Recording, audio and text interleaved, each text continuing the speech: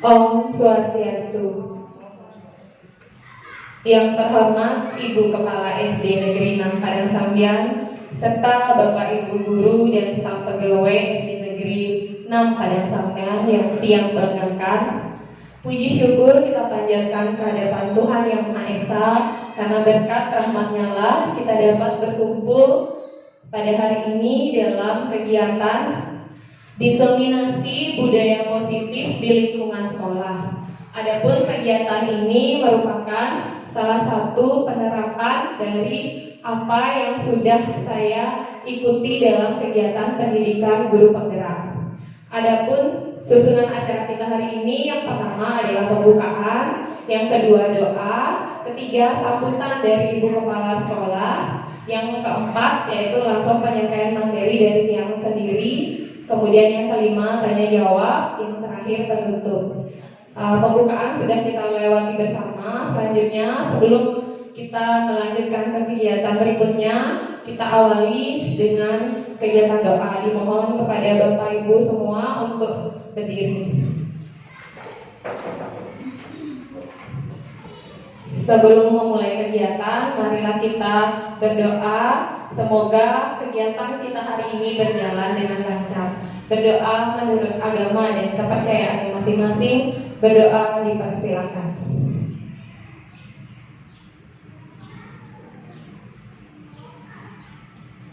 Berdoa selesai.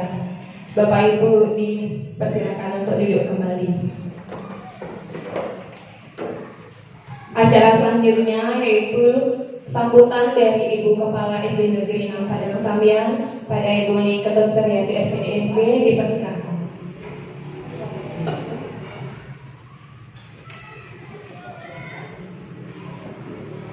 Om Swastiastu.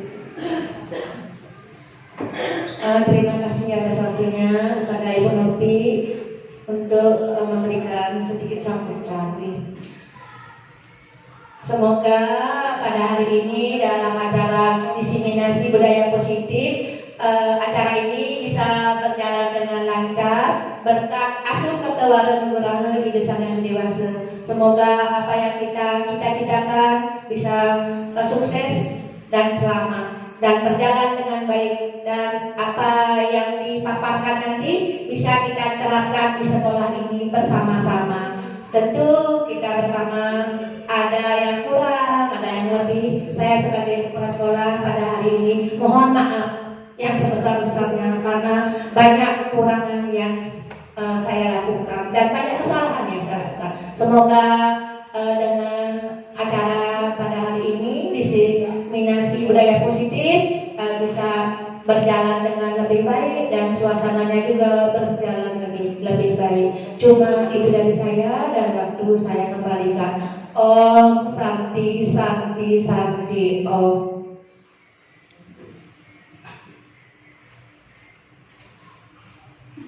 Baik, terima kasih Ibu atas sambutannya. Kegiatan selanjutnya langsung saja kita mulai kegiatan diseminasi budaya positif. Nah, Bapak Ibu, sebelum mulai kita ice breaking dulu supaya pikiran kita semua tertuju di sini. Oleh karena itu tiang minta Bapak Ibu untuk berdiri dulu semua. Ayo kita ice breaking dulu, kita regangkan dulu otot-otot yang mungkin tadi kaku. Kita ice breaking dulu bersama. Gerakannya diikuti bersama-sama yang semangat.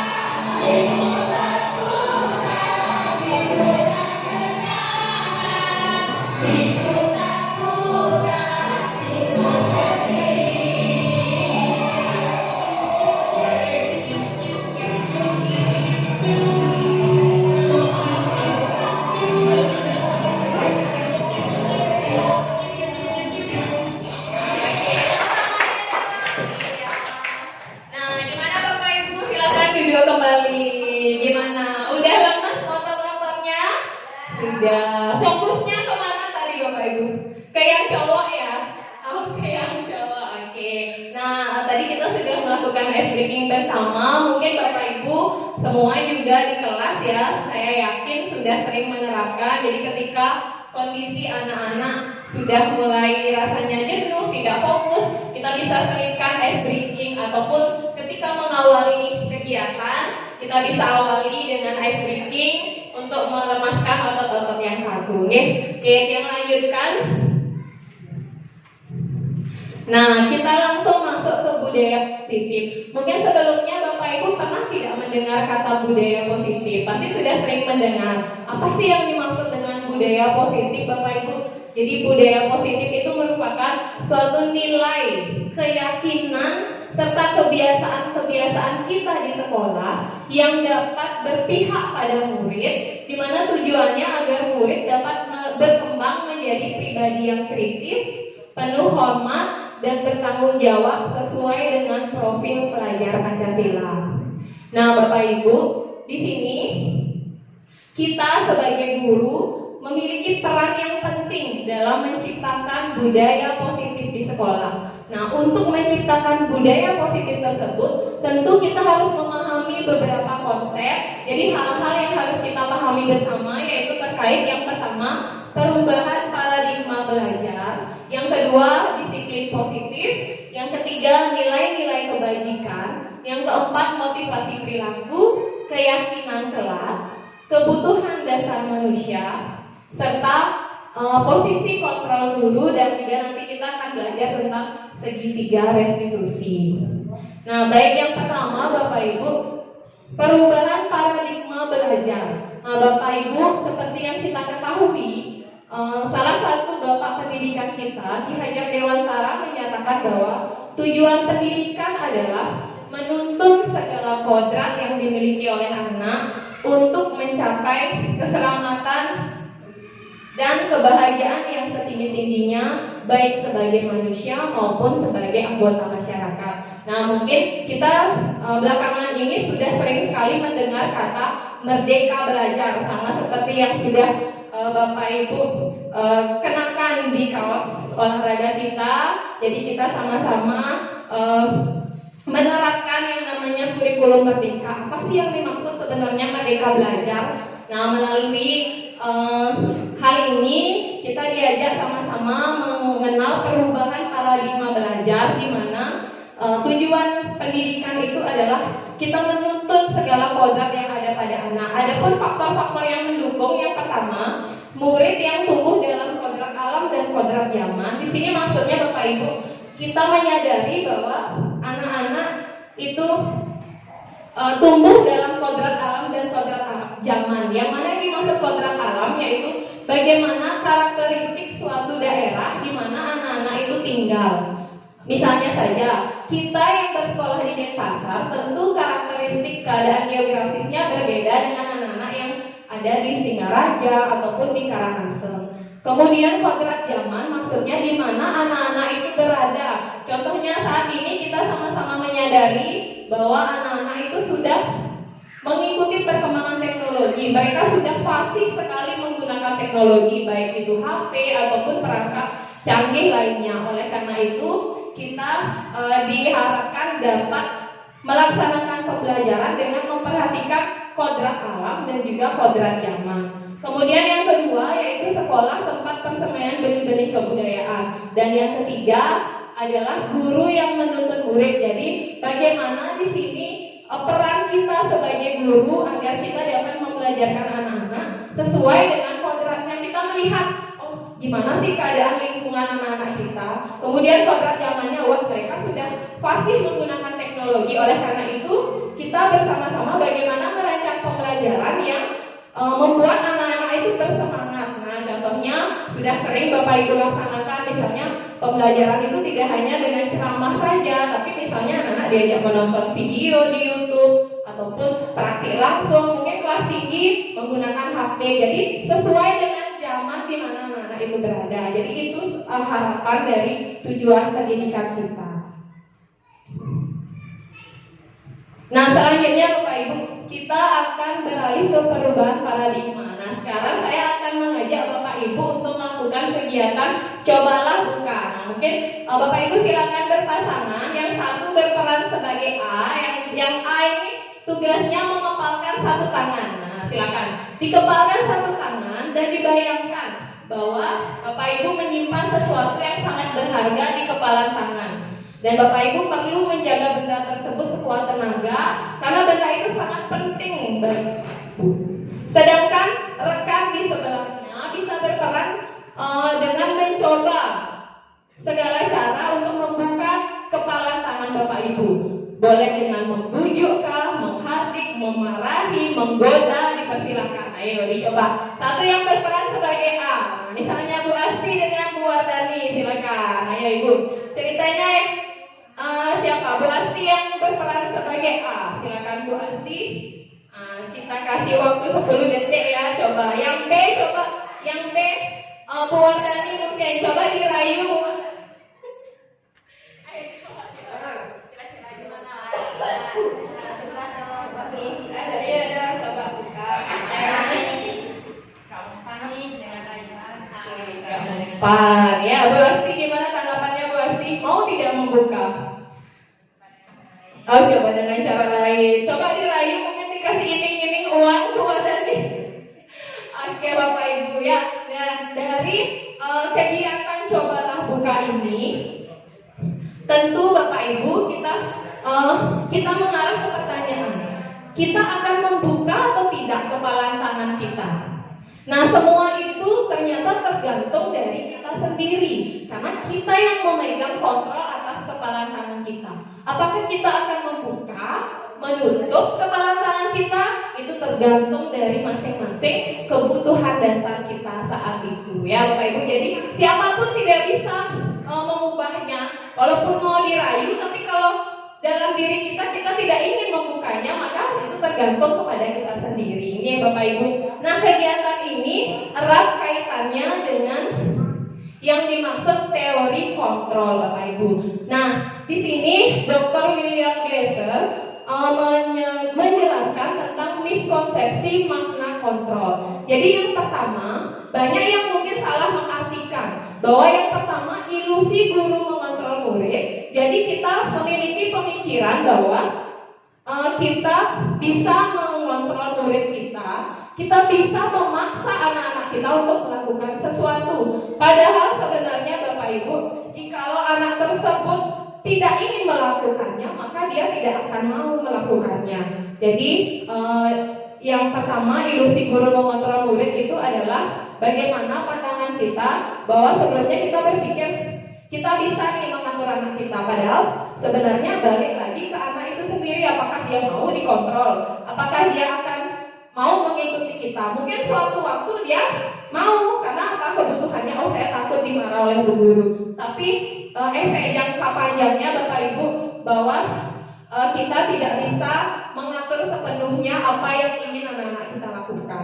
Kemudian yang kedua, ilusi bahwa semua penguatan positif, efektif dan bermanfaat. Mungkin di sini penguatan positif itu erat kaitannya dengan bujukan. Misalnya kita merayu anak-anak, ayo coba kita beri dia penguatan. Kita berpikiran bahwa dengan penguatan itu anak-anak akan mau berubah untuk menjadi lebih baik. Mungkin saja hal itu berhasil Bapak Ibu, tetapi ternyata menurut teori Dr. William Glasser ini, dalam jangka waktu tertentu bisa saja anak itu akan kembali. Ada fase di mana dia mau kita rayu, berikan penguatan positif, dia tidak akan berubah karena yang memegang kontrol adalah dirinya sendiri. Kemudian juga ini memiliki dampak di mana anak itu akan tergantung pada kita. Jadi dia memiliki tergantungan dengan gurunya. Kalau diberikan penguatan, baru anak itu berubah. Kemudian yang ketiga, ilusi bahwa kritik dan membuat orang merasa bersalah itu dapat menguatkan karakter. Nah, di sini Bapak Ibu, kita sering menggunakan kritik dan membuat anak-anak itu merasa bersalah. Padahal sebenarnya ternyata dengan ucapan yang seperti itu akan memberikan identitas gagal pada anak, di mana anak akan merasa bahwa wah, saya ini anak yang tidak berguna. Jadi di situ dia akan merasa rendah diri. Nah, kemudian yang keempat, ilusi bahwa orang dewasa memiliki hak untuk memaksa. Jadi di sini kita sering percaya bahwa kita memiliki tanggung jawab terhadap anak-anak kita. Oleh karena itu kita membuat anak-anak itu melakukan sesuatu hal tertentu. Padahal ternyata sebenarnya jika ini kita lakukan terus-menerus dalam jangka waktu yang panjang, maka ini efeknya tidak akan bagus untuk anak-anak. Bisa saja dia akan memiliki rasa marah, jadi memancing permusuhan di antara anak dengan orang tua. Oke, seperti itu Bapak Ibu.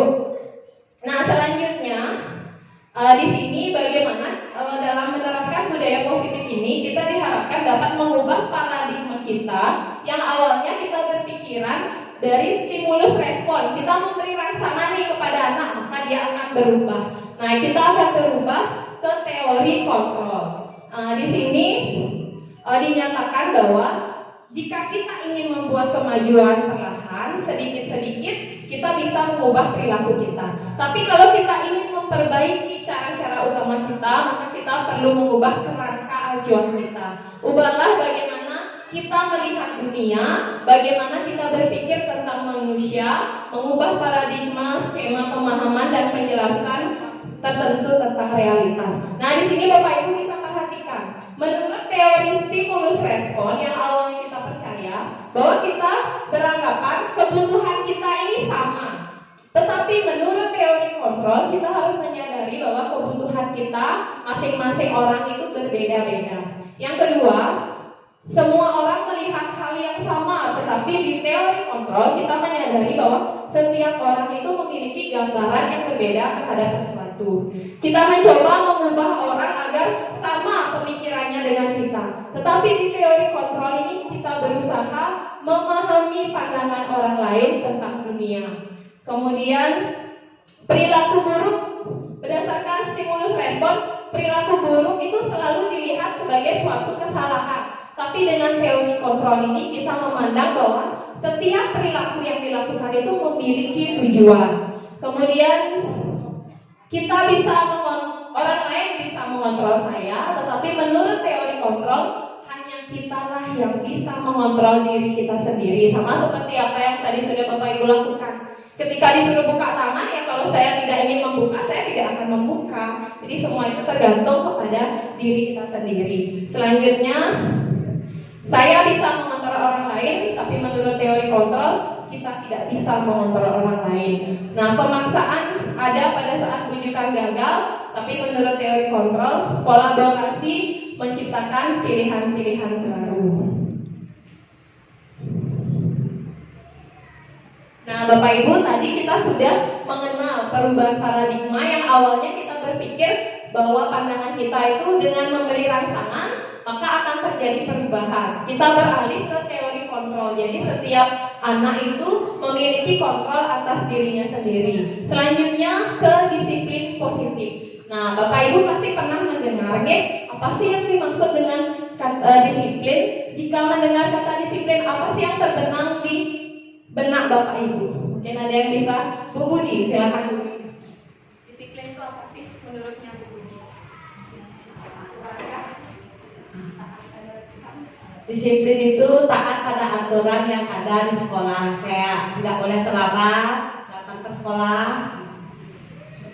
Tepuk tangannya dong buat Bu Budi. Ya, jadi sama ya Bapak Ibu, sebelumnya kita berpikir ketika kita mendengar kata disiplin, maka yang kita bayangkan adalah kata disiplin itu adalah tata tertib, peraturan, patuh pada sesuatu. Nah, dalam budaya kita, disiplin itu dimaknai menjadi sesuatu yang dilakukan seseorang pada orang lain untuk mendapatkan kepatuhan. Kita cenderung menghubungkan kata disiplin dengan ketidaknyamanan. Nah, Ki Hajar Dewantara menyatakan untuk mencapai merdeka belajar, jadi kan sekarang ini sedang digaungkan kurikulum merdeka. Apa sih sebenarnya maksud dari merdeka belajar? Jadi syarat dari murid yang merdeka itu adalah Bapak Ibu harus ada disiplin yang kuat. Tapi disiplin yang dimaksud di sini adalah disiplin dirinya sendiri, berasal dari motivasi anak itu sendiri, bukan karena motivasi dari luar.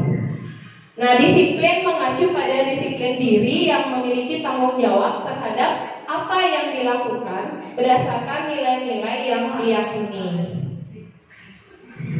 Nah, sebagai pendidik, tentu Bapak Ibu semua sepakat bahwa tujuan kita adalah menciptakan anak-anak yang memiliki disiplin diri, sehingga mereka bisa berperilaku yang baik, yang sesuai dengan nilai-nilai. Tapi di sini motivasi yang diharapkan adalah motivasi intrinsik atau internal yang berasal dari diri anak itu sendiri, bukan dari luar. Nah, disiplin positif ini bertujuan agar murid menjadi orang yang bertanggung jawab dalam melakukan tindakan berdasarkan keyakinan yang tumbuh pada dirinya. Nah, Bapak Ibu, tadi kita sudah belajar tentang teori kontrol. Yang bisa mengontrol diri kita adalah diri kita sendiri. Kaitannya dengan disiplin positif tentu untuk menjadi pribadi yang taat pada aturan, kita diharapkan untuk melakukan kontrol terhadap diri kita sendiri itu sesuai dengan tujuan mulia, tujuan yang ingin kita capai. Tujuan-tujuan inilah disebut dengan nilai-nilai kebajikan. Nah, nilai kebajikan itu adalah nilai yang disepakati bersama, lepas dari suku bangsa, agama maupun hal lainnya. Sebenarnya ada banyak sekali contoh nilai-nilai kebajikan, ada 6 dari institusi yang ada. Tapi karena kita di sekolah, hal yang akan menjadi dasar kita yang kita yakini yaitu tentu profil pelajar Pancasila. Bapak Ibu.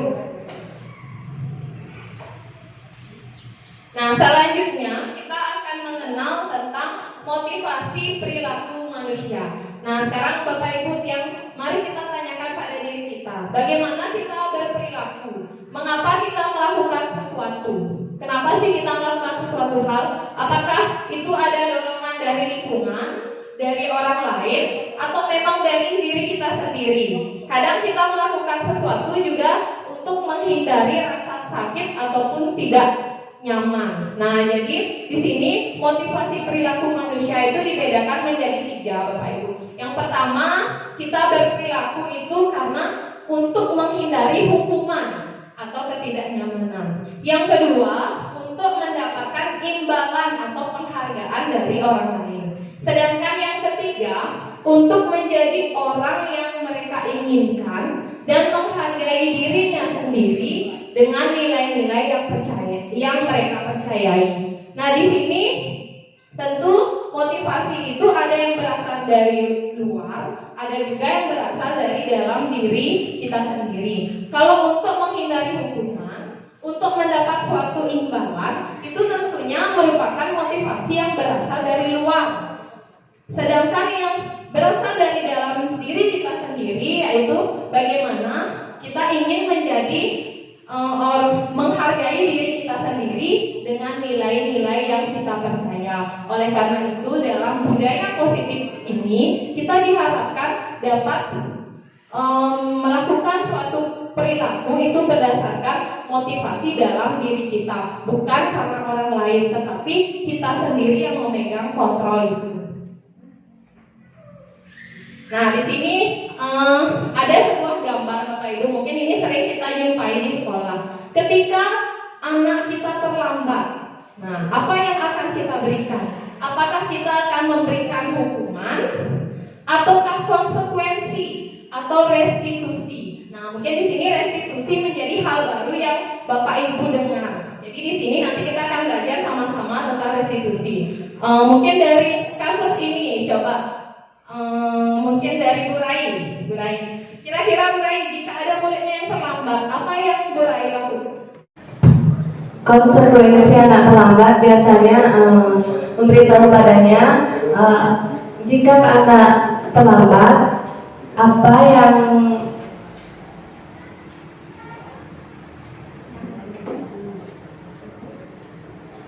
biasanya kalau anak yang terlambat besok kita kasih tahu dia besok untuk bangun lebih pagi lagi biar anak tidak ketinggalan dalam pelajaran yang pertama itu biasanya, dan jangan ditiru sama teman-teman yang lain itu biasanya. Tepuk tangannya dong buat Bu Rai, Bapak Ibu. Nah, jadi ketika menemukan ada satu murid yang terlambat, jadi Bu Rai tadi memilih bahwa memberikan konsekuensi dari apa yang, karena dia sudah datang terlambat berarti tidak sesuai dengan tata tertib sekolah. Tapi apakah kita masih memberikan hukuman? Apa sih contoh hukuman, Bapak Ibu? Apa bedanya dengan konsekuensi? Kemudian apa itu restitusi? Nah, sekarang kita akan perdalam lebih lanjutnya. Nah, jadi ini perbedaannya Bapak Ibu. Yang termasuk hukuman itu biasanya tidak terencana, tiba-tiba. Murid tidak tahu apa yang akan terjadi, sifatnya satu arah dan bisa berupa hukuman fisik ataupun verbal. Sedangkan konsekuensi di sini terencana, disepakati sesuai dengan peraturan, tapi di sini murid tetap dibuat tidak nyaman, dan bagaimana sikap kita sebagai guru selalu memonitor murid. Contoh tadi yang disampaikan Bu Rai, konsekuensi misalnya, oh kamu terlambat, ya masuk buku disiplin, tapi kita tetap memberikan arahan besok jangan diulangi lagi. Nah, tentu kita tidak masih pada memberi hukuman. Yang mana yang masuk hukuman misalnya, anak datang terlambat, silakan kamu jongkok bangun 100 kali. Nah, mungkin itu yang disebut hukuman, ya Bapak Ibu. Kalau konsekuensi itu sudah disepakati bersama, oh anak melanggar aturan, ya berarti siap menerima konsekuensinya. Sedangkan dalam kurikulum merdeka, paradigma kita dalam budaya positif itu kita dikenalkan pada yang namanya restitusi. Restitusi itu adalah proses menciptakan kondisi bagi murid untuk memperbaiki kesalahannya. Di sini diperlukan kolaborasi, bagaimana murid mencari solusinya sendiri, tetapi tetap dengan bimbingan kita sebagai guru. Nah, di sini ada poin-poin Bapak Ibu perbedaan hukuman, konsekuensi, dan juga restitusi. Jadi yang bacakan yang menjadi poin pentingnya itu Bapak Ibu, di mana hukuman yang kita kita berikan kepada anak itu ternyata memberikan identitas gagal pada anak itu sendiri. Tetapi ketika kita sudah memberikan konsekuensi, itu sudah mulai masuk ke identitas sukses. Dia tahu bahwa dia salah, tetapi ternyata selain konsekuensi, kita dikenalkan dengan hal yang baru yang disebut dengan restitusi. Kalau konsekuensi tadi, kita yang mengatur anak, oh kamu terlambat masuk buku disiplin, besok kamu tidak boleh seperti itu, kamu harus begini, kamu harus begitu. Tetapi di restitusi itu merupakan suatu pilihan. Bagaimana kita menuntun anak, kita memberikan anak suatu pilihan sehingga dia menyadari apa kesalahannya. Kemudian hukuman itu Bapak Ibu, dampaknya jika ini terus kita lakukan dalam jangka panjang, itu tentu akan membuat anak itu benci pada peraturan. Kemudian jika di konsekuensi anak sudah mulai menghormati peraturan, tetapi di restitusi anak itu selain menghormati aturan, dia akan menghormati dirinya sendiri. Kemudian hukuman itu biasanya modenya paksaan. Jadi anak tidak tahu saya diapain sama bu guru nih, seperti itu. Kalau konsekuensi itu sudah mulai ada kita perilaku guru mendorong anak-anak supaya dia taat pada aturan. Sedangkan di restitusi di sini kita mendorong yang namanya disiplin positif, disiplin dari dalam diri anak itu sendiri. Nah, sekarang kita akan menentukan Bapak Ibu yang mana sih yang termasuk hukuman, yang mana termasuk konsekuensi menurut pemahaman Bapak Ibu. Oke? Mungkin yang pertama, mencatat 100 kali di dalam buku kalimat, saya tidak akan terlambat lagi, anak. Terlambat lagi. Nah, termasuk hukuman atau konsekuensi? Hukuman. Oke, Bu Eka menyatakan nomor 1, hukuman. Nomor 2, lari mengelilingi lapangan basket karena terlambat. Misulan, hukuman misulan. Yang ketiga, murid diminta push up 15 kali karena tidak menggunakan masker. Bu Sukeri, hukuman juga. Oke, selanjutnya mengganti kertas tugas teman yang telah dicoret. Dia mengganti. Urai konsekuensi. Lanjut, membersihkan tumpahan air di meja tulis karena tersenggol pada saat belajar. Konsekuensi. Selanjutnya, murid disuruh menggenap. Nah, ini salah ketik, mohon maaf. Murid disuruh tidak memakai sepatu seharian di sekolah karena tidak memakai sepatu hitam. Hukuman atau konsekuensi? Hukuman atau konsekuensi? Bu Budi? Hukuman. Oke, nanti kita bahas. Oke, yang terakhir, nah ini terkait PJOK, mungkin bisa dengan Pak gurunya. Lari mengelilingi lapangan basket 2 kali karena terlambat 10 menit untuk pelajaran PJOK. Silakan Pak Adi. Konsekuensikah atau hukuman menurut Pak Adi? Hukuman. Oke, sekarang kita cross check ya Bapak Ibu, di sini tidak ada benar salah, kita belajar sama-sama. Oke. Nah, ternyata ini jawabannya Bapak Ibu. Yang pertama, kenapa mencatat 100 kali itu hukuman? Karena tidak ada hubungannya, tidak ada hubungannya terlambat dengan disuruh mencatat. Kemudian makanya itu disebut hukuman. Nomor 2, benar sekali, lari keliling lapangan karena terlambat, hukuman. Karena dia terlambat kok disuruh hukuman fisik gitu ya. Yang ketiga, murid push up juga, push up 15 kali karena tidak pakai masker, itu juga tergolong hukuman. Kemudian yang keempat, tadi sudah tepat ya, mengganti kertas. Kenapa disebut konsekuensi?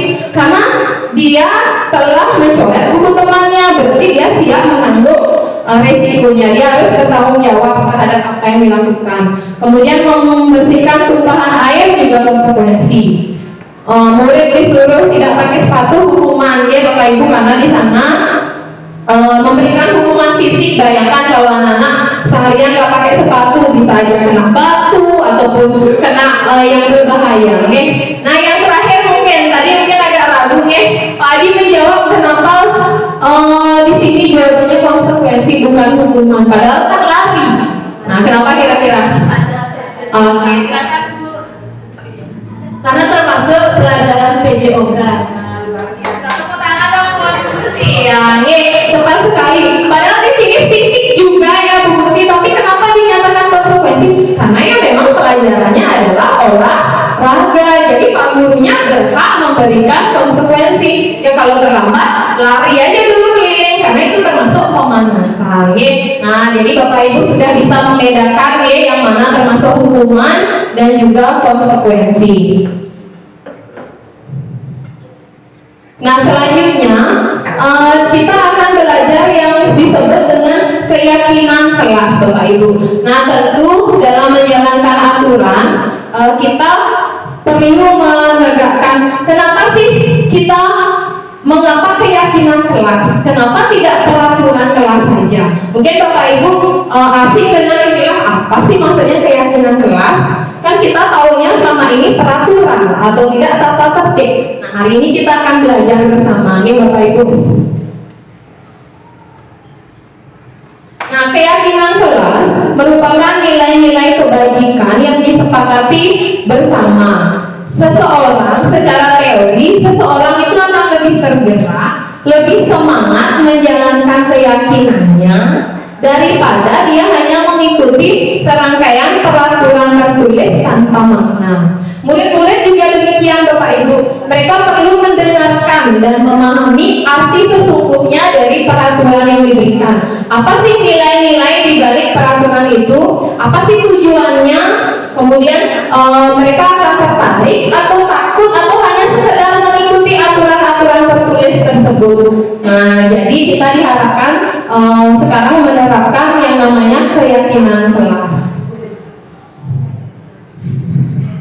Nah, Bapak Ibu, membentuk keyakinan kelas mungkin selama ini sebenarnya Bapak Ibu wali kelas terutama kita sudah sama-sama membuat yang namanya kesepakatan kelas. Ini kan waktu ini udah semua ya, kebetulan itu juga sudah kita tempel di kelas. Jadi kesepakatan kelas ini juga hampir mirip dengan keyakinan kelas, hanya saja keyakinan ini sudah lebih dibuat menjadi suatu keyakinan anak-anak. Nih Bapak Ibu, jadi bukan lagi kalau peraturan itu kan kita sendiri yang membuat, guru yang membuat, anak-anak harus taat. Tetapi sekarang kita diajak untuk melibatkan anak-anak dalam membuat suatu kesepakatan keyakinan di kelas.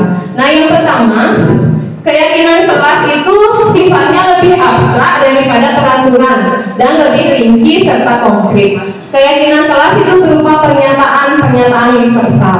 Nah, pernyataan keyakinan kelas juga senantiasa dibuat dalam bentuk yang sipit, tidak lagi menggunakan kata-kata tidak boleh, dilarang. Nah, seperti itu. Jadi kita diarahkan untuk membuat kalimat positif. Kemudian keyakinan kelas tidak perlu banyak-banyak Bapak Ibu, tapi kita buat sedikit tapi mudah diingat dan dipahami oleh semua warga kelas. Keyakinan kelas juga sebaiknya diterapkan di lingkungan, kemudian semua warga. Jadi di sini kita membuat keyakinan kelas dengan anak-anak, kita libatkan anak-anak melalui proses curah pendapat. Kemudian keyakinan kelas ini bisa kita tinjau kembali dari waktu ke waktu. Nah, di sini ada satu contoh Bapak Ibu dokumentasi pembentukan keyakinan kelas, yaitu di kelas saya sendiri di kelas 6B. Mungkin Bapak Ibu yang lain sudah juga menerapkan hal ini. Yang pertama yang harus kita lakukan, kita ajak anak-anak. Nah, di sini contohnya saya memberikan kertas kepada anak-anak yang diberikan kesempatan untuk berdiskusi mengenai apa sih aturan yang akan dibuat di kelas. Jadi jika anak yang membuat, tentu tujuannya supaya mereka siap untuk mentaati. Kemudian setelah ditulis, anak-anak bisa menempelkan aturan-aturan yang dibuat, ditempel di depan kelas. Setelah ditempel, kita tinjau bersama-sama.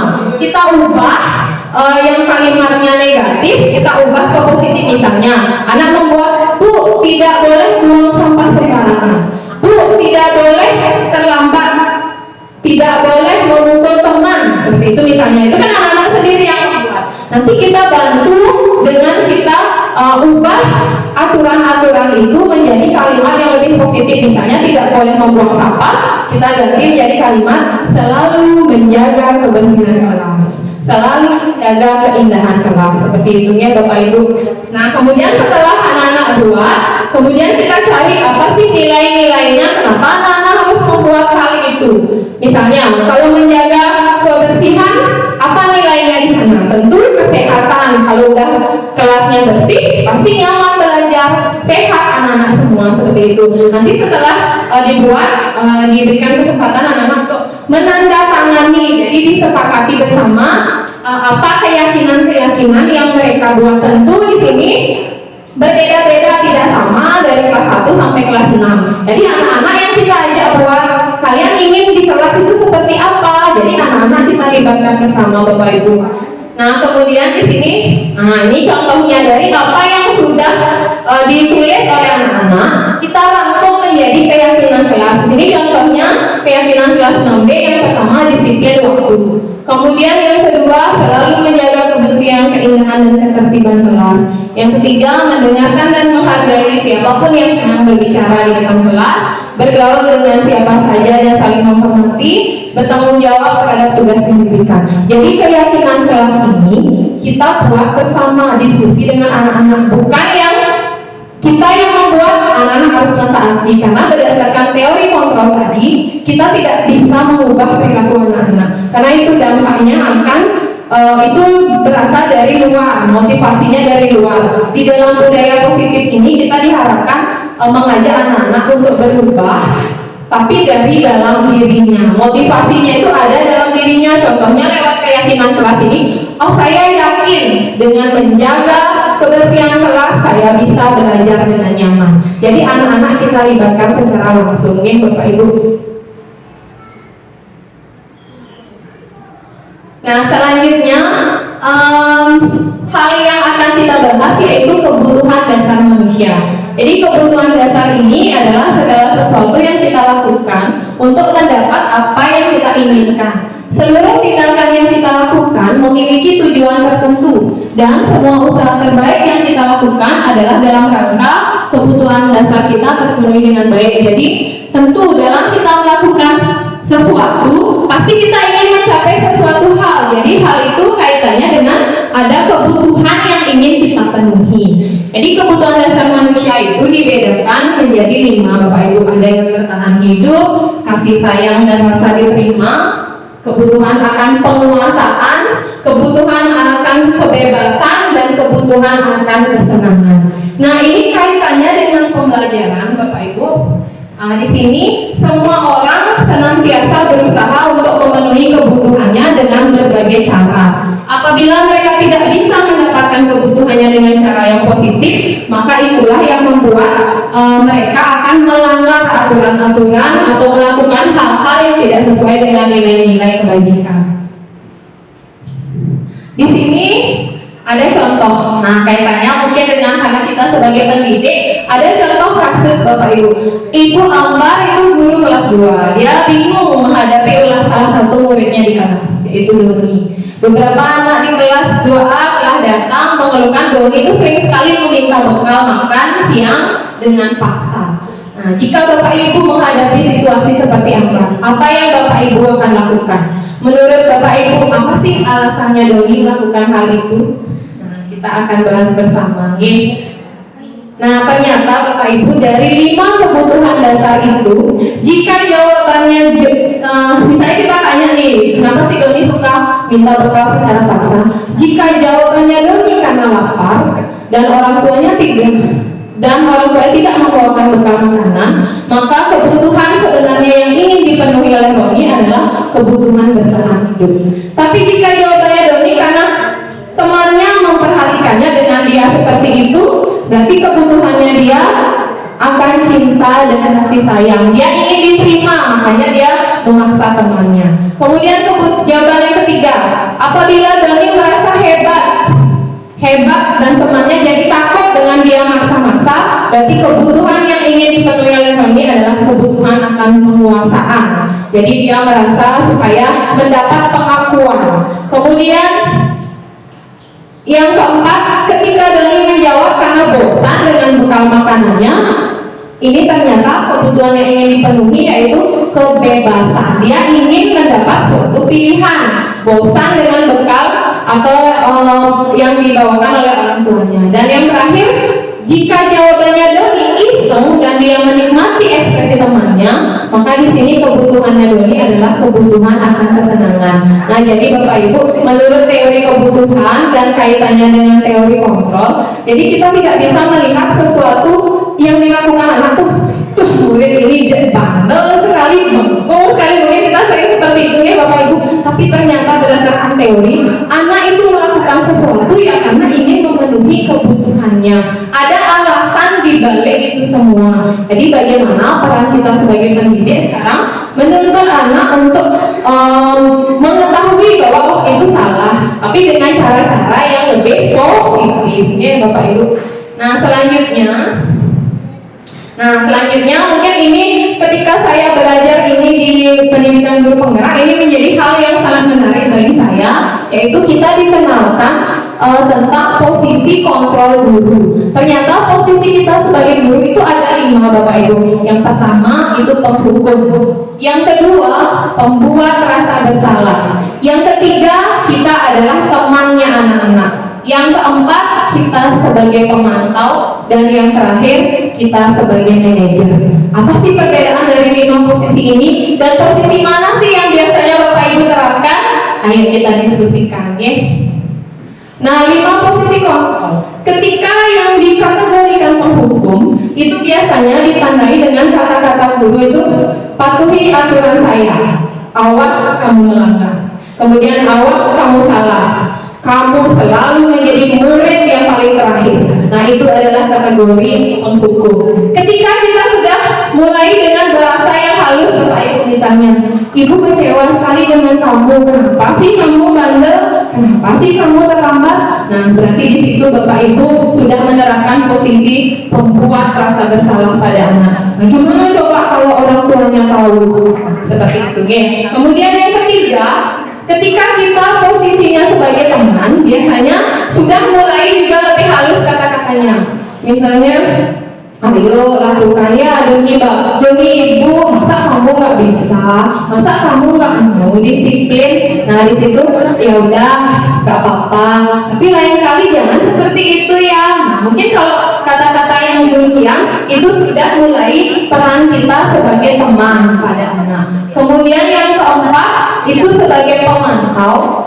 Di sini biasanya hal yang dikatakan guru, apa peraturannya? Kamu sudah melanggar peraturan kan? Apa yang kamu lakukan? Kamu siap menerima sanksinya? Berarti di situ Bapak Ibu sudah sebagai pemantau. Kemudian posisi kontrol yang terakhir yaitu manajer.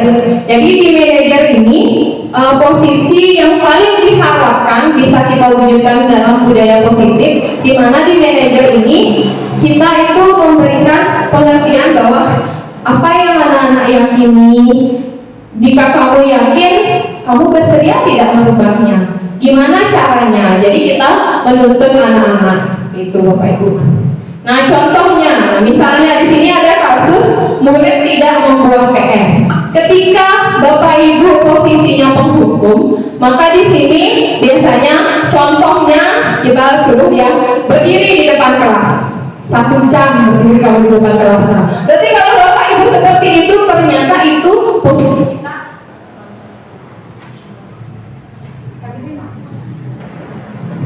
Berarti itu posisi kita ada di penghukum. Kemudian yang kedua, membuat rasa bersalah. Misalnya berapa kali sudah ibu ingatkan, si Haja kamu mengecewakan ibu. Nah, kalau seperti itu kita sudah naik level, kita sudah di posisi membuat rasa bersalah. Yang ketiga, kemudian yang ketiga, ayo ikutilah aturan sekolah, bantu ibu, nanti ibu dimarah loh sama ibu kepala sekolah. Misalnya seperti itu yang kita sampaikan, berarti kita sudah ada di posisi teman, kita sebagai temannya anak-anak. Kemudian yang keempat sebagai pemantau, itu biasanya ditandai dengan, wah kamu sudah melanggar peraturan, kamu siap ya menerima konsekuensinya.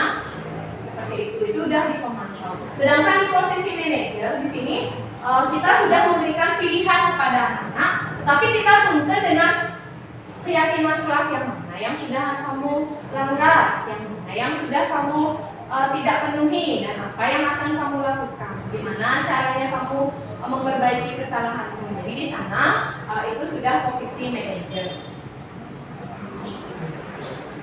Nah, demikian tentang 5 posisi kontrol Bapak Ibu. Jadi di sini ketika kita menjadi penghukum dan pembuat rasa bersalah, di situ kita ternyata memberikan identitas gagal pada anak. Kenapa? Karena dengan kita menyakiti, dengan kita memberontak, kita menyalahkan anak, itu hasilnya anak akan apa? Dia akan benci dengan peraturan. Kemudian dia akan berbohong. Sedangkan ketika kita sudah di posisi teman dan pemantau, itu sudah mulai ke identitas berhasil. Berarti kita sudah berhasil mengubah perilaku anak-anak. Di sini contohnya, misalnya dengan posisi teman, tapi dampaknya adalah anak-anak akan tergantung pada kita. Kemudian dalam posisi pemantau, menyesuaikan diri jika diawasi contohnya. Kalau nggak ada gurunya, ya udah buang sampah sembarangan. Tapi ketika ada guru, terjadi anak-anak rajin. Itu dampaknya ternyata Bapak Ibu.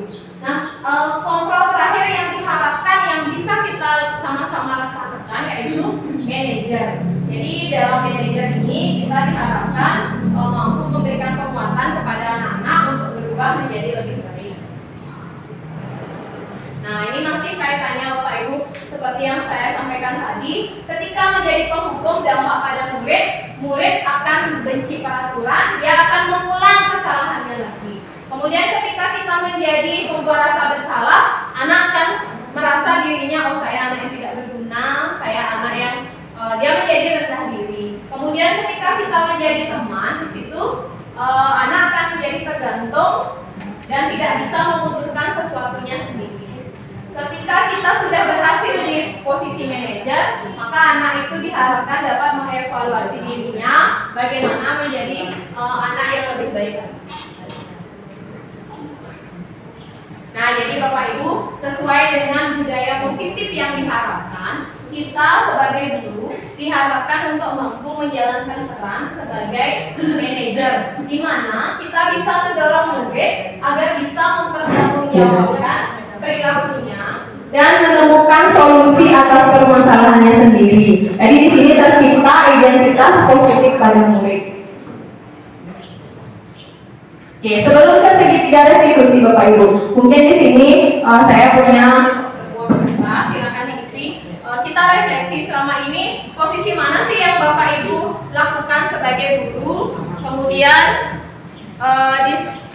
nanti kita tempel bersama, kita ketahui bahwa selama ini kita ada di perannya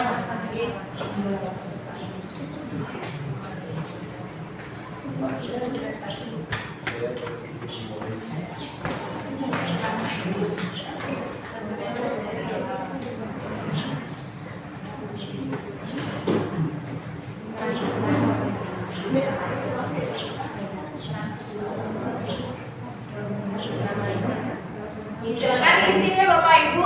Selama ini Bapak Ibu dari 5 posisi kontrol, Bapak Ibu kira-kira ada di posisi yang mana?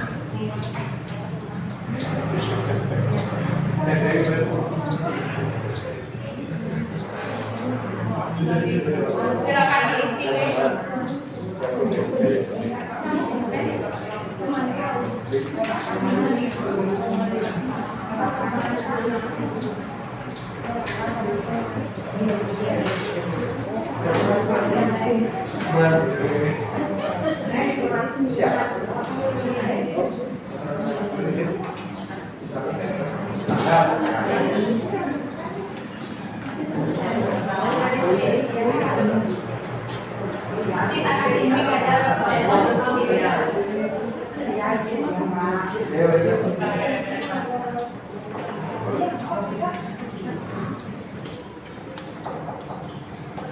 Yang Bapak Ibu yang sudah bisa ditempel ke depan ya. Enggak usah di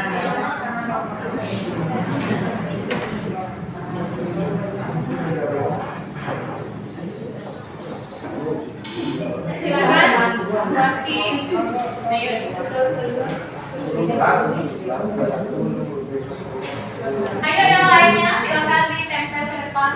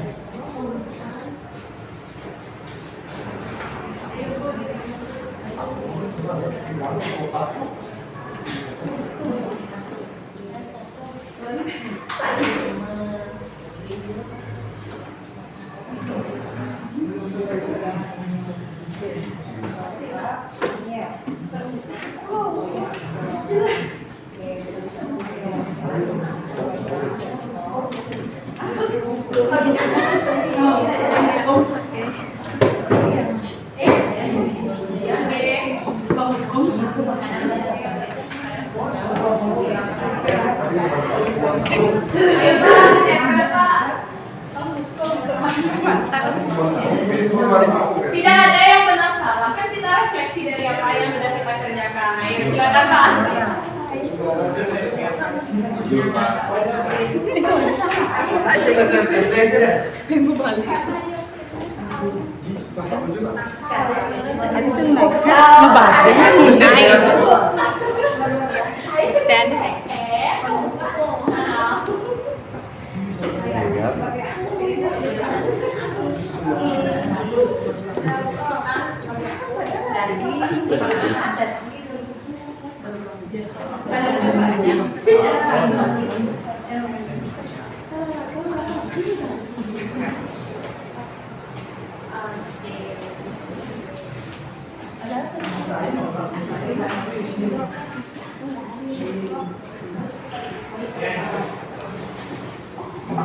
Terima kasih nih Bapak Ibu. Di sini Bapak Ibu sudah menuliskan apa sih selama ini kita refleksi, selama ini kita jadi guru, kita ada di posisi yang mana dari kelima itu. Tidak ada benar dan salah nih Bapak Ibu, melalui pertemuan ini di budaya positif inilah kita belajar. Mungkin saya ingin mendengar pendapatnya mengenai posisi kontrol apa dan alasannya seperti apa.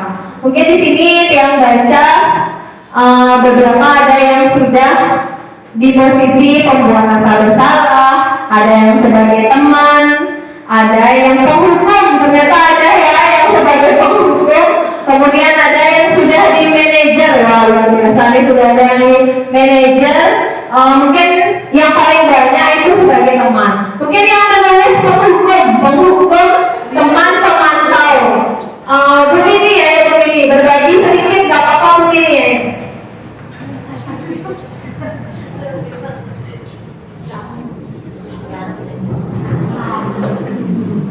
Ayo begini, berbagi sedikit.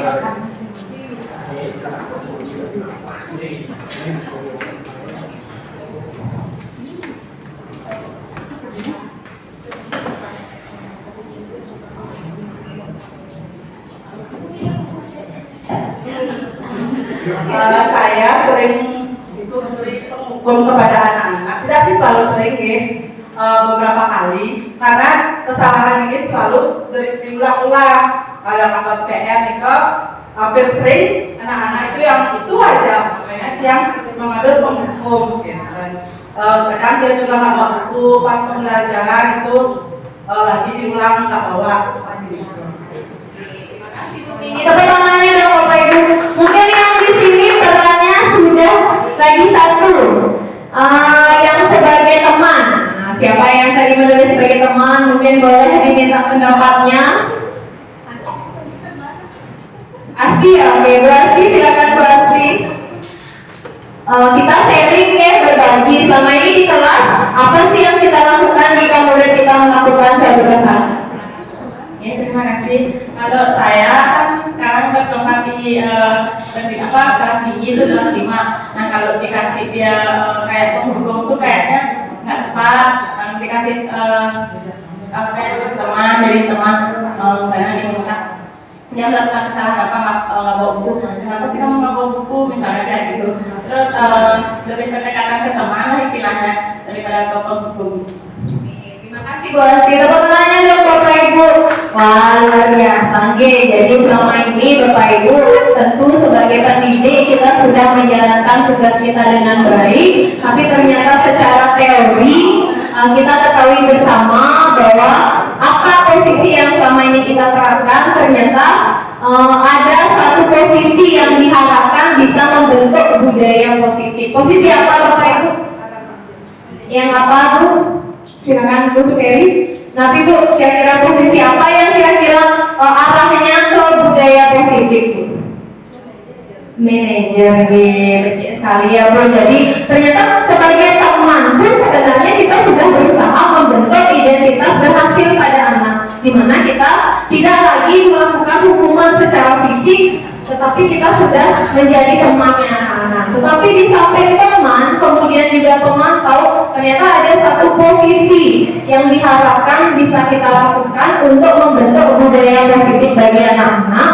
Jadi harapannya kaitannya tadi dengan motivasi, dengan teori kebutuhan, teori kontrol, bahwa ternyata tidak ada yang bisa mengontrol anak itu selain dirinya sendiri. Ketika dia mau menuruti peraturan, bisa saja itu dilakukan jika ada gurunya. Tapi kalau tidak ada kita, ya anak-anak balik lagi melanggar. Nah, harapannya lewat budaya positif ini kita bisa menjadikan anak yang memiliki keyakinan pada nilai-nilai yang dia percaya. Dengan demikian, anak akan termotivasi untuk menjadi pribadi yang lebih baik tanpa perlu diancam ataupun diawasi oleh gurunya, tetapi dengan harapan kesadaran itu timbul dari dalam diri anak-anak. Okay? Nah, selanjutnya ini sudah materi terakhirnya Bapak Ibu. Kita akan mengenal yang namanya segitiga restitusi. Jadi dalam menerapkan posisi manajer, kita diberikan satu pedoman melalui segitiga restitusi. Segitiga restitusi ini adalah proses menciptakan kondisi baik bagi peserta didik untuk memperbaiki kesalahan mereka, sehingga mereka bisa kembali pada kelompok mereka dengan karakter yang lebih kuat. Ada 3 tahapan dalam segitiga restitusi. Yang pertama, menstabilkan identitas. Yang kedua, kita memvalidasi tindakan anak-anak yang mana sih yang salah. Dan yang ketiga, menanyakan keyakinan. Nah, yang pertama, dalam menstabilkan identitas itu berdasarkan pada prinsip berbuat kesalahan itu adalah suatu proses pembelajaran. Jadi bisa di sana kita sampaikan kata-kata anak-anak berbuat salah itu tidak apa-apa. Tidak ada kok manusia yang sempurna. Ibu juga pernah melakukan kesalahan, tapi kita bisa menyelesaikan masalah ini bersama-sama, ya. Nah, itu tahap menstabilkan identitas anak-anak. Kemudian selanjutnya, tahap yang kedua, kita memvalidasi tindakan anak-anak yang mana sih yang salah perilakunya. Jadi prinsipnya di sini, setiap perilaku itu berupaya memenuhi suatu kebutuhan. Jadi setiap kesalahan yang anak-anak lakukan itu pada dasarnya ternyata dia ingin memenuhi kebutuhan. Hitungnya Bapak Ibu. Jadi divalidasi tindakan yang salah, kata-kata yang bisa kita lontarkan yaitu, padahal kamu bisa melakukan yang lebih buruk dari ini ya. Seperti itu. Pasti kamu punya alasan. Kenapa sih kamu datang terlambat? Seperti itu ya. Kemudian yang selanjutnya, kamu patut bangga pada dirimu sendiri. Kamu telah melindungi sesuatu yang penting buat kamu. Kamu boleh mempertahankan sikap itu, tapi kamu harus menambah sikap yang baru. Kemudian pada tahap menanyakan keyakinan, di sini anak-anak tuh tadi sudah tahu bahwa tindakan yang dilakukan itu salah. Selanjutnya apa langkah kita sebagai guru? Jadi di sini teorinya pada dasarnya kita termotivasi secara intrinsik. Kita memiliki motivasi dalam diri kita untuk berubah. Jadi hal yang bisa dilakukan guru, kita tanya, apa sih keyakinan kelas kita? Kemudian nilai apa yang sudah kita sepakati? Kamu ingin menjadi seseorang yang seperti apa? Itu ya Bapak Ibu. Nah, di sini ada contoh. Nah, dalam pendidikan guru penggerak, salah satunya dalam budaya positif ini saya menerapkan, jadi pemahaman saya tentang segitiga restitusi ini di kelas. Jadi kita dihadapkan pada kasus misalnya anak-anak melanggar. Jadi apa sih peran manajer dengan menerapkan segitiga restitusi, seperti apa yang bisa saya tawarkan kepada anak? Nah, berikut contohnya, yuk kita saksikan bersama.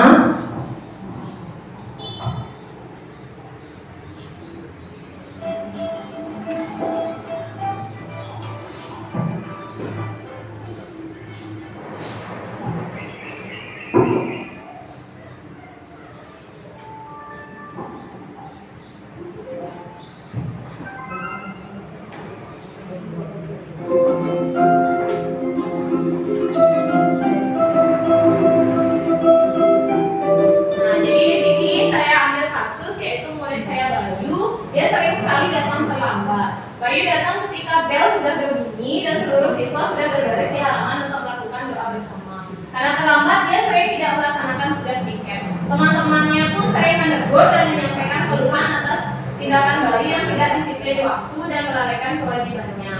Namun dari hal tersebut, sebagai guru saya memanggil Bayu untuk menghadap setelah jam pelajaran selesai. Adapun praktek segitiga restitusi yang coba saya terapkan kepada Bayu yaitu sebagai berikut.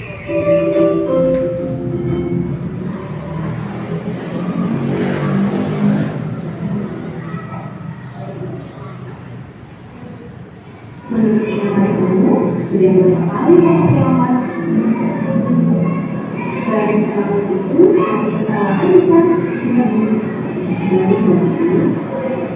kesalahan itu manusia yang pertama karena membuat yang tetapi kita bisa belajar dari kesalahan tersebut dan berusaha untuk memperbaiki.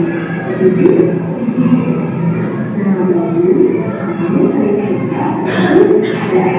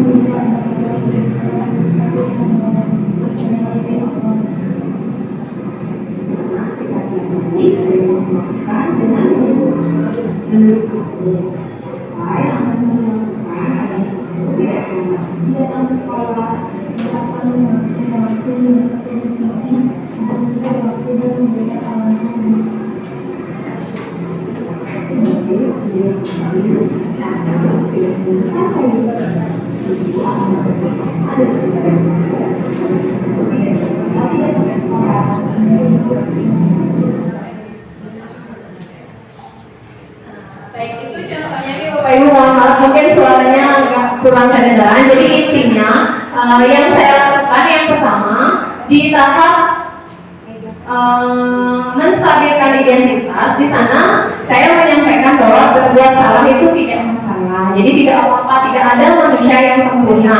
Ibu pun pernah melakukan kesalahan, tetapi sekarang ibu tidak mencari siapa yang benar, siapa yang salah, tetapi kita akan mencari solusi dari permasalahan ini. Nah, seperti itu yang bisa kita lakukan di tahap menstabilkan identitas. Yang kedua, di validasi tindakan yang salah, di sana kita menyampaikan bahwa kalau terlambat itu kira-kira sesuai tidak, boleh nggak datang terlambat seperti itu. Kemudian pasti kamu punya alasan. Jadi kita tidak langsung kamu datang terlambat aja berapa kali itu sudah bilang. Jadi kita diharapkan tidak lagi seperti itu, tapi kita tunda anak-anak. Misalnya dari validasi tindakan yang salah, kita menghargai, kita tahu bahwa anak itu melakukan sesuatu itu pasti ada alasannya. Jadi kita berikan kesempatan untuk dia menyampaikan pasti datang terlambat, pasti punya alasan. Jadi contohnya di sana dia menyampaikan, ya Bu, saya main HP, kemudian saya menonton TV, jadi begadang, besoknya bangun kesiangan seperti itu. Tapi di sana peran kita sampaikan bahwa boleh kok menonton televisi, boleh, dan main HP, tapi harus tetap ingat tugas sebagai murid. Sehingga Bapak Ibu. Kemudian nih tahap menanyakan keyakinan. Jadi disinilah peran kita. Jadi dari keyakinan yang kita buat, kita tanyakan kepada anak. Kan sudah punya keyakinan kelas. Keyakinan mana sih yang belum kamu tunjukkan? Yang mana yang belum bisa kamu tunjukkan dengan baik? Kemudian kita tunggu dia, kita berikan solusi. Terus jika memang terlambat, apa yang bisa Bayu lakukan? Ada tidak di rumah yang bisa membantu Bayu supaya Bayu itu bangunnya lebih pagi? Jadi berikan kesempatan kepada anak untuk menemukan sendiri solusi dari apa kesalahan yang sudah dia perbuat. Seperti itu, Bapak Ibu. Nah, jadi di sini contohnya selain saya lakukan ada umpan balik.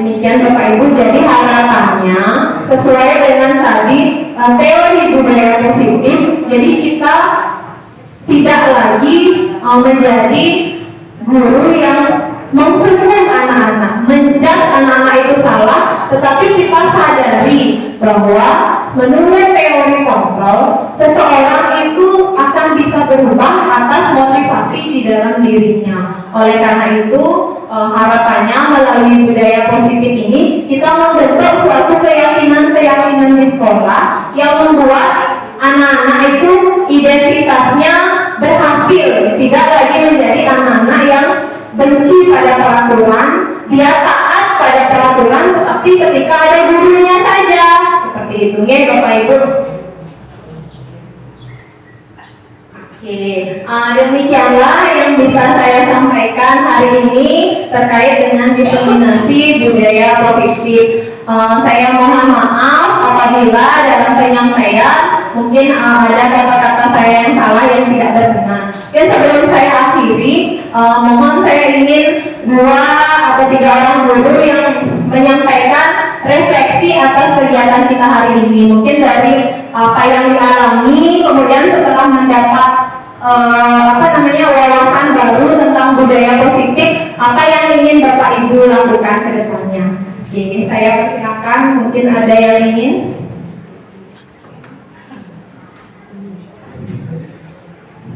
Mungkin yang bapak-bapak. Oke, mungkin kepada Bapak yang terhormat, mungkin Bapak saya.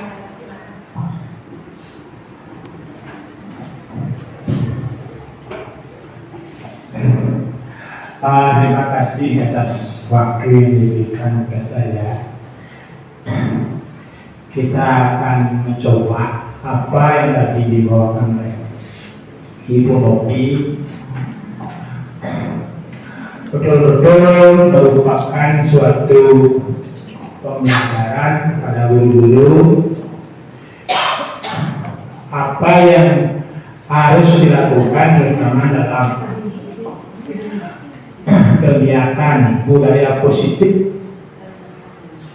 Dan seperti tadi ada menghukum murid, ada namanya itu menjalankan yang mendidik. Di sanalah kita sekarang sebagai guru yang merupakan pembelajaran yang mana yang harus kita lakukan terhadap murid untuk membina anak walaupun tidak melulu dengan hukuman saja. Seperti merasa bersalah seperti tadi juga itu merupakan hal yang menarik, yaitu pertama kita harus mencari pokok persoalan permasalahan anak-anak, sehingga karena permasalahan anak itu kan masing-masing beda-beda. Apa seperti tadi di dalam film ada karena nonton TV terlalu banyak, karena badan ada yang ngobrol sehingga anak mau mempersiapkan. Nah, dengan ada contoh-contoh itu, bagi saya sebagai guru dan teman semua juga lebih jelaslah jadi yang mana harus kita laksanakan. Nah itu aja kurang lebihnya, mohon maaf. Tepuk tangannya dong. Masuk bersama Bapak Mirna sekali nih Pak, di sini Bapak Ibu kita sama-sama belajar. Jadi harapan dari pemerintah itu tidak hanya murid yang belajar, tapi kita sebagai pendidik juga belajar sepanjang hayat. Kita tanggap terhadap perubahan-perubahan yang terjadi. Mungkin lewat kurikulum Merdeka ini kita lebih diharapkan menjadi guru yang menuntun anak. Jadi kita tidak lagi memaksa anak. Kemudian kita diharapkan untuk dapat menerapkan budaya positif ini di sekolah, karena kita sadari seperti semua itu berkaitan ya Bapak Ibu, dari teori kontrol. Ternyata kita melakukan perilaku ya karena kita ingin memenuhi suatu kebutuhan, bukan berarti ketika anak-anak salah ya udah kamu salah. Ternyata ada alasan di balik itu dan kita harus pahami itu semua. Demikian ya mungkin yang saya pahami Bapak Ibu, demikian yang bisa yang bagikan kepada Bapak Ibu. Semoga lewat diseminasi budaya positif ini ke depan kita bisa sama-sama berefleksi. Mungkin tidak bisa, mungkin kalau langsung dari guru yang harus ada di posisi manajer tentu susahnya, karena kita tahu anak-anak itu beragam karakteristiknya. Tapi perlahan-lahan ayo kita coba bersama, kita tinggalkan lagi kesan guru yang menghukum, tapi kita bisa beralih ke apakah kita bisa menjadi temannya anak-anak, kita bisa menjadi pemantau bagi anak-anak, tapi harapannya tentu yang paling diharapkan yaitu kita bisa menjadi manajer bagi anak-anak, dimana kita bisa menuntun anak-anak, harapannya supaya anak-anak itu sadar dari dalam dirinya, bukan karena takut dengan guru, karena takut dengan ibu kepala sekolah, bukan seperti itu. Mungkin itu saja yang bisa saya sampaikan. Akhir kata saya tutup dengan Om Santi. Om Santi, Santi, Santi.